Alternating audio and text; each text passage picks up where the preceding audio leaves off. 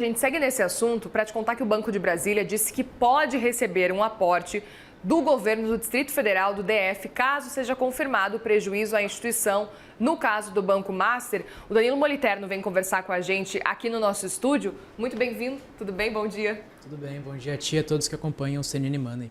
E aí eu quero muito te ouvir sobre esse cenário, o BRB então deixando claro que, olha, se a gente não conseguir cobrir esse prejuízo, tá tudo certo, a gente consegue ainda assim um valor por parte do governo do DF?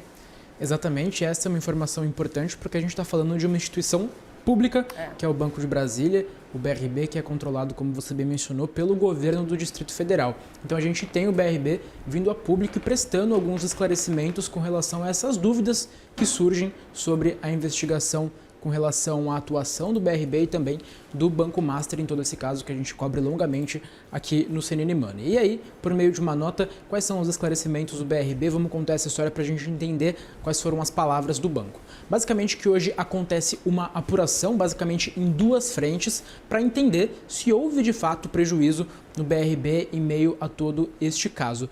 Duas frentes, a primeira, uma auditoria independente contratada pelo próprio BRB e uma segunda, a principal auditoria que é tocada pelo Banco Central para entender se houve prejuízo. E aí o que o BRB indica? Que há uma série de opções e um plano de capital para que haja este ressarcimento ao banco em caso de que seja confirmado estes prejuízos, e dentre essas opções está um aporte direto do controlador, leia-se, governo do Distrito Federal, comandado por Ibanez Rocha. Inclusive, indica nessa nota que o governo de Ibanez Rocha já teria sinalizado que concordaria com essa possibilidade. Então a gente tem essa possibilidade real de um aporte do governo do Distrito Federal no BRB. E aí, para a gente entender essa história, vale a gente relembrar que o BRB comprou cerca de 12 bilhões em carteiras vazias, ativos inexistentes do Banco Master.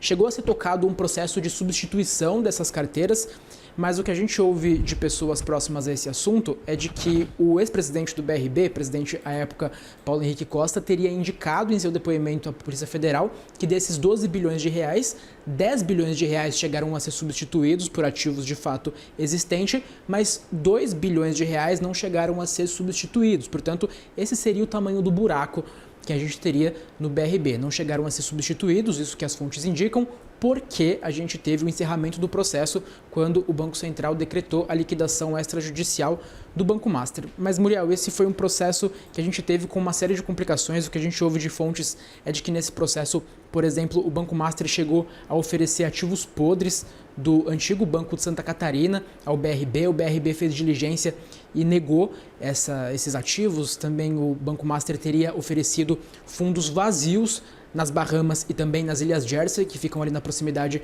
do Reino Unido, que estavam sob diligências, mas já se enxergava algum tipo de irregularidade, um processo então muito complicado. E na sequência a gente ainda teve o BRB fazendo a compra da maioria acionária do Banco Master em março do ano passado, o que foi negado pelo Banco Central em setembro. E aí a gente conta essa história e o que a gente pode trazer de leitura aqui para finalizar.